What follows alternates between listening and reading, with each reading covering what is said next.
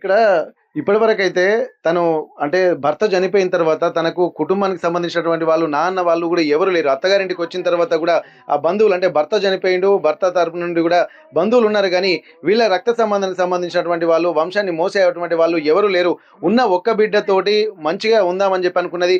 తను పిల్లల్ని చదివిపిచ్చి ఉన్నతంగా చదువులు చదువుకున్నటువంటి వాళ్ళకి గూడా ఇచ్చి పెళ్లి చేద్దాం అనుకున్నది. ఒక్కగానొక్క కూతుర్ని గూడా మంచి సంబంధం ఇచ్చి పెళ్లి చేద్దాం అనుకున్నది. కాకపోతే 10వ తరగతిలోనే తను వీరన్న అనేటువంటి ఒక వ్యక్తి తను వాళ్ళ బంధువులు గూడా ఇదే ఊరుకు సంబంధించినటువంటి వాళ్ళ అత్తమ్మ వాళ్ళు ఉంటారని చెప్పి అంటున్నారు. ఇక్కడికి వచ్చినటువంటి సమయంలోనే తనను చూసి ప్రేమించినటువంటి విషయాలు కూడా చెప్తున్నారు. ఆ తర్వాత ఎప్పుడైతే అప్పటి వరకు తల్లితోటి బాగానే ఉంది. కానీ వీరన్న వచ్చి ఎప్పుడైతే పరిచయం అయిపోయాడో ఆ పరిచయం అయిన తర్వాత తను పెళ్లి చేసుకుంటా అంటే తల్లి ఒప్పుకోలేదు. ఎందుకంటే ఆవారాగా తిరిగేవాడికి పిల్లనివ్వడం మంచిది కాదని చెప్పి అనుకున్నారు. ఎందుకంటే ఈ రోజులలో గూడా ఇక్కడ పెళ్లి చేసుకుంటున్నారు. తర్వాత అంటే డబ్బుల కోసము కొంతమంది అంటే ఉద్యోగాలు లేకపోవడం వల్ల బాధ్యతారహిత్యంగా వ్యవహరిస్తున్నారు. ఎన్నో అక్రమ సంబంధాలు కూడా వస్తున్న నేపథ్యంలో ఒక బాధ్యతగా ఉన్నటువంటి వాళ్ళకే పిల్లలిద్దామని చెప్పి ఇక్కడ లక్ష్మి అనుకుంది. కానీ ఎట్టి పరిస్థితుల్లో తననే చేసుకుంటా అని చెప్పి పట్టుబట్టింది. కానీ ఆ లక్ష్మి ఎట్టి పరిస్థితుల్లో ఒప్పుకోకపోవడంతో కొంత గొడవ కూడా చేసి తనను కొట్టినట్టుగా తెలుస్తుంది. ఆ విషయంపై పోలీస్ స్టేషన్ కూడా వెళ్లారు. కానీ పెద్ద మనుషులు సంజాయించి ఎట్లాగో తను ఇష్టపడుతుంది కదా అని చెప్పి అందరి సమక్షంలో తను వీరన్నకిచ్చి పెళ్లి చేసినట్టుగా తెలుస్తుంది.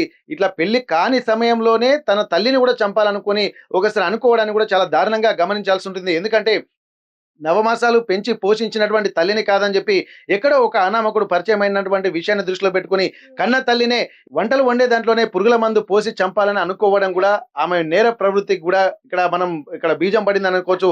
అది కూడా వీరన్న పరిచయం అయిన తర్వాతనే తన తల్లిని చంపాలనుకోవడం అంటే ఇద్దరు కలిసి కేవలము ఆస్తి కోసమే అంటే తల్లి అన్నటువంటి ప్రేమ లేదు, అలాగే ఒక బాధ్యత లేదు. అట్లాంటప్పుడు కేవలము ఆస్తి కోసము తను చంపాలని అనుకున్నారు. పెళ్లి సమయంలో కూడా తను మంచిగా ఉంటే నాకు ఉన్నటువంటి ఆస్తి అంతా తదనంతరం నీకే కదా అని చెప్పి చెప్పేటువంటి ప్రయత్నం చేసింది. కానీ ఎప్పుడు తల్లిని చంపేస్తే ఉన్నదంతా నాకే వస్తది అని చెప్పి ఒక ముందు జాగ్రత్తగా వాళ్ళు ఒక ప్రణాళిక వేసుకున్నారు. అబ్బాయి కూడా నేర ప్రవృత్తిగానే ఉంటుందని చెప్పారు. వేరే అమ్మాయిలతోటి వివాహేతర సంబంధాలు కూడా పెట్టుకొని ఆ డబ్బుల కోసం ఆర్థికంగా ఇబ్బందులు కావడంతో తన భార్య అయినటువంటి సంగీతను ప్రెషర్ చేయడంతోటి తన తల్లి కూడా చెప్పేది తల్లి మాత్రం తను ఉన్నంత వరకు మిగిలినటువంటి భూమి కావాలని చెప్పి అన్నారు. ఇప్పుడు సంగీతకు ఇద్దరు పిల్లలు, ఒక కొడుకు, ఒక బిడ్డ ఉంటున్న నేపథ్యంలో ఇక్కడ ప్రస్తుతానికి ఆ ఉన్నటువంటి భూమి ఒత్తిడి మేరకు కూడా ఉన్నటువంటి భూమిలో 20 గుంటలు అమ్మి ఇక్కడ బంగారము అలాగే వాళ్ళ ఇంటికి కావాల్సినటువంటి సామాన్ అంతా తీసుకొచ్చి ఇంట్లో పెట్టింది. కానీ ఆ చివరికి మిగిలినటువంటి భూమి 30 గుంటల భూమి ఉంది. ఆ భూమిని కూడా తన పేరు మీద ఎప్పుడో సంగీత రిజిస్ట్రేషన్ చేసుకుంది. కానీ తల్లి ఉన్నంత వరకు అమ్మనీయదన్నటువంటి కోపంతోటి తల్లిని కడతేరిస్తేనే, తల్లిని లేకుండా చేస్తేనే ఆ భూమిని అమ్ముకోవచ్చు అన్నటువంటి ఒక దుర్బుద్ధితోటి కన్న తల్లినే కడతీర్చారు. ఇప్పటికీ ఆ సంగీత తనతో పాటు తన భర్త వీరన్న ఇద్దరు కలిసి వచ్చి ఇక్కడ చంపారంటున్నారు. మరికొంతమంది మాత్రం ఇక్కడ ఇద్దరు కాదు వాళ్ళ అత్త మామలు కూడా వచ్చి చంపారన్నటువంటి ఒక ఆరోపణలు కూడా చేస్తున్నారు. అసలు ఏం జరిగింది, అసలు వీరన్న ఎట్లాంటి వ్యక్తిత్వం ఉన్నటువంటి వ్యక్తి? ఎందుకంటే ఇప్పటి వరకు తను జులైగా తిరిగేవాడు, బాధ్యత రాహిత్యంగా ఉన్నటువంటి నేపథ్యంలో ఇక్కడ వాళ్ళ బంధువులు ఏమంటున్నారు ఒకసారి చూద్దాం. అమ్మ, ఇప్పటి వరకు ఇక్కడ వాళ్ళని చంపేసేటువంటి ప్రయత్నం చేశారు, కానీ ఎందుకు ఇట్లా పిల్లల్ని చంపుతున్నా అనుకోవచ్చమ్మా? ఇక ఏం చెప్పాలి సార్, చెప్తే ఇక చెప్పిల్లు అనుకుంటారు. కానీ చాలా ఆ అబ్బాయి అమ్మాయిని ఎప్పుడు లవ్ చేసడం మొదలు పెట్టిండో అప్పటి నుంచి మా చెల్లె ఇంట్లో గొడవలు జరగడు మొదలైనాయి. అయినా నేను జాబర్ వాళ్ళకి ఇస్తా, 20 గుంటలు భూమి ఇస్తా, అమ్మి అయినా నేను జాబోనికి ఇస్తా, నేను ఆయనకు అస్సలకే ఇయ్యనని పోరాడింది. ఆమె కోర్టులో పెట్టింది, స్టేషన్లకు వెళ్ళిండ్రు, స్టేషన్లో పెట్టిండ్రు, చాలా దండగల పాలైనప్పుడు. అయినా కూడా మళ్ళా తీసుకొచ్చినా కూడా అమ్మాయి మళ్ళా లేచిపోయింది. అమ్మాయిని మళ్ళీ తీసుకుపోయిండు, 2-3 సార్లు తీసుకొచ్చినా తీసుకెళ్ళిపోయిండు. తీసుకుపోయిండు, ఎక్కడో గుట్ట మీద తాళి కట్టుకొని తీసుకొచ్చిండు. తీసుకొచ్చినాక 5-6 నెలల తర్వాత ఇక మాట్లాడలేము కోపం మీద. ఇక వెళ్ళిపోయింది కదా, 2-3 సార్లు తీసుకొచ్చినా వెళ్ళిపోయింది అనుకొని ఇక మాట్లాడలే. మాట్లాడకపోవడంలో ఏం చేసిందంటే మళ్ళా నువ్వు ఇక పక్క బట్టలు ఉన్నావు, ఒకటే కూతురు కదా, నచ్చిన వానితోటి పోయింది. తీసుకొచ్చి ఏదో ఫంక్షన్ చేసి ఏదో చేయి గడిగించి ఇంటి ముంటారా ఇంతో అంతో కట్నం ఒప్పించి దాన్ని ఎల్లగొట్టని అంటే మళ్ళీ 2 ఆటలు తీసుకొచ్చి టెంట్ వేసింది, ఇంటి ముందట వాళ్ళని పిలిపించింది, వాళ్ళ చుట్టపొలకు పిలిపించింది, అందరిని పిలిపించి కట్నం మాట్లాడుకున్నది. మళ్ళా ఓ 10 లక్షలు కట్నం మాట్లాడుకున్నారు. మళ్ళీ ఫంక్షన్ చేసింది, చుట్టాలకు పిలిచింది. ఇక కట్నం మాట్లాడుకున్న తర్వాత వెళ్ళిపోయిండు. అంతా అయిపోయింది, ఇక్కడ వెళ్ళిపోయిండు, వాళ్ళ ఇంటికి వాళ్ళు పోయిండ్రు, బట్టలు ఇప్పించారు, బాతలు ఇప్పించారు. వెళ్ళిపోయిన తర్వాత మళ్ళీ బండి కావాలంటే ఇగో ఇక్కడనే మా మరిది దగ్గర, వాళ్ళ చిన్న మరిది దగ్గర 50,000 అప్పు తీసుకొచ్చి బండి కొనిచ్చింది. ఆయనకు బండి కావాలని, కూతురు అల్లుడు రావాలంటే బండి కావాలి కదా అని బండి కొనిచ్చింది.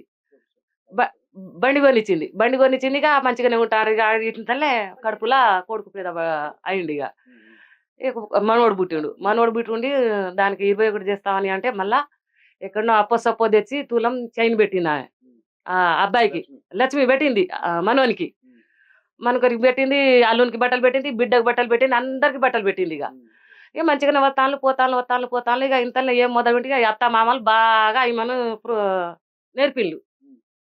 మీ అమ్మాయి ఏం చేస్తుంది ఇంత భూమి నీకు అప్పుడేమో ఏమన్నాడంటే సార్ ఒకటి, నీ భూమి వద్దు నాకేం వద్దు, నీ కూతురు ఉంటే చాలు అని చేసుకున్నాడు. అప్పుడు ఇప్పుడు ఇక ఈ అమ్మాయి ఆస్తి కోసం ఇక తిరగబడ్డాడు. ముందు కూతురు కావాలనుకున్నారు, తర్వాత ఆస్తి నాకు కావాలనుకున్నారు. బిడ్డ కావాలి, నీకు భూమి ఏం వద్దు, నాకు భూమి ఉన్నది 4-5 ఎకరాలు అని చెప్పింది. వాళ్ళ అమ్మ చెప్పింది, వాళ్ళ నాన్న చెప్పిండు, వాళ్ళ పాలోళ్ళు చెప్పిండ్రు. మరి ఆయనకు ఉందా భూమి? ఉన్నది 4-5 ఎకరాలు ఉంది. 4-5 ఎకరాల భూమి ఉంది ఆయనకు. అదే వాళ్ళది ఉంచుకొని అమ్ముకుందాం అనుకున్నారా? వాళ్ళ దుంచుకొని ఇది అమ్ముకొని తింటారట.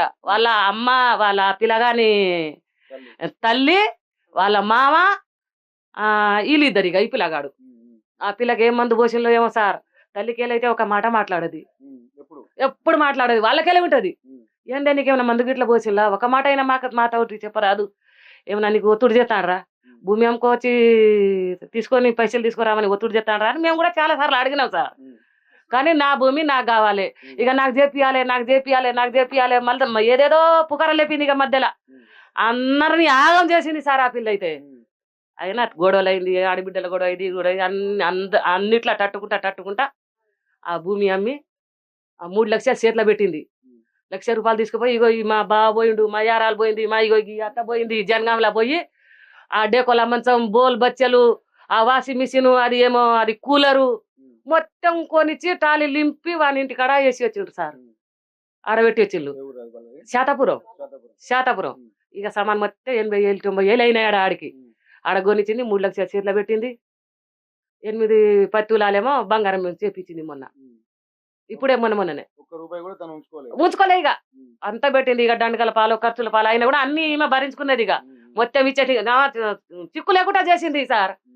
ఇంత కోపం ఎందుకు వచ్చిందో ఏమో ఇక వాళ్ళకు తెలియదు. ఇక మరి ఇప్పుడు ప్రేమ పెళ్లి చేసుకున్నదమ్మా, ఇప్పుడు వద్దని చెప్పింది, తర్వాత నచ్చినోనికే ఇచ్చి పెళ్లి చేసింది. అసలు ఈ ప్రేమ వివాహాలలో నిజంగా నిజాయితీ ఉందంటారా? నిజాయితీ ఎక్కడ ఉంది సార్? ఇప్పుడు నిజాయితీ ఎక్కడ ఉంది? నీ పిల్లే కావాలి, నాకు భూమి వద్దు, నాకు 4-5 ఎకరాల భూమి ఉన్నదని అప్పుడు చెప్పే ఇప్పుడు వచ్చి ఇంటి మీదకి వచ్చి చంపిపోయా. ఇక్కడ నిజాయితీ ఏడా ఉంది సార్? ఇప్పుడు ప్రేమ పెళ్లి చేసుకున్నది, ఇప్పుడు నిజాయితీ ఏడా ఉంది? ఈడ తల్లినే చంపిపోయా. ఆమె వాళ్ళ మన జన్మ శిక్ష వేయాలి సార్. వాళ్ళు బయటికి రావద్దు, ఆల్మగలు ఇద్దరు వాళ్ళు బయటికి రావద్దు. ఇంకెవరన్నా ఉన్నా కూడా వాళ్ళని కూడా లోపల పెట్టాలి సార్. ఇక వాళ్ళని చూసి ఇక మా అల్లుళ్ళు మేము 50 లక్షలు ఒప్పుకున్నాం సార్, మాకు వచ్చి చంపిపోవాలి కదా. ఇక 50 లక్షలు ఒప్పుకున్నాం సార్ మేము. ఇక పక్క పంటే మీ ఇంటి పక్కనే అట్లా చంపిపోయారు, మీ అమ్మ నాన్నలు ఇస్తలేరని మాకే రాత్రి వచ్చి చెప్పిపోతారు. అంటే ఇప్పుడు నిజంగా అమ్మాయి మీద ప్రేమతోటే వచ్చిండా, లేకపోతే ఈయనకి ఎటుకడిగా వెనక ముందు ఎవరు లేరు కదా? లేరు. ఈమెకు లచ్చికి వెనక ముందు ఎవరు లేరు. ఈ ఆస్తి మొత్తం ఈమె ఉన్నప్పుడే మా దగ్గరికి అమ్మి మా మీద రాపిచ్చి ఈమె మా తోటి వచ్చేస్తే ఏంది, ఈమెకు మేము తొక్కి కింద మన కాడ ఉంటది కింద, మన కాళ్ళ కింద ఈమెను ఉంచుకోవాలి, ఈమె మన చేతులకు జిక్కుతా లేదు అని కోపంతో చంపిపోయారు సార్ ఆమెకు. అంటే ఇప్పుడు ఈ ఆస్తికి సంబంధించి గాని, ఈ సంగీతకు గాని, లక్ష్మికి గాని ఆ బయటోనికి ఎట్లాంటి సంబంధం లేదు. అయినప్పటికీ కూడా ఒక దొంగలాగా వచ్చి బిడ్డను ఎత్తుకపోయిండు, ఆ తర్వాత వచ్చి తల్లిని చంపిండ్రు, తర్వాత ఉన్న ఆస్తిని తీసుకుందాం అన్నటువంటి ఒక నేర ప్రవృత్తి దొంగతనం తోటి, అంటే అది అసలైన పెద్ద దొంగగా, అంటే ముందే ప్రణాళిక వ్యూహం. ఎట్లా ఉన్నారు సార్ ఆ పిల్లగాడు? మనిషి నువ్వు చూసే మనిషి కాదు ఆయన. ఎంతమందిని చంపుతాడో. ఇంకా ఆయన మాత్రం బయటికి రావద్దు సారు. ఇదే అసలైన తొలి వెలుగు. Follow WhatsApp at Toli Velugu Official.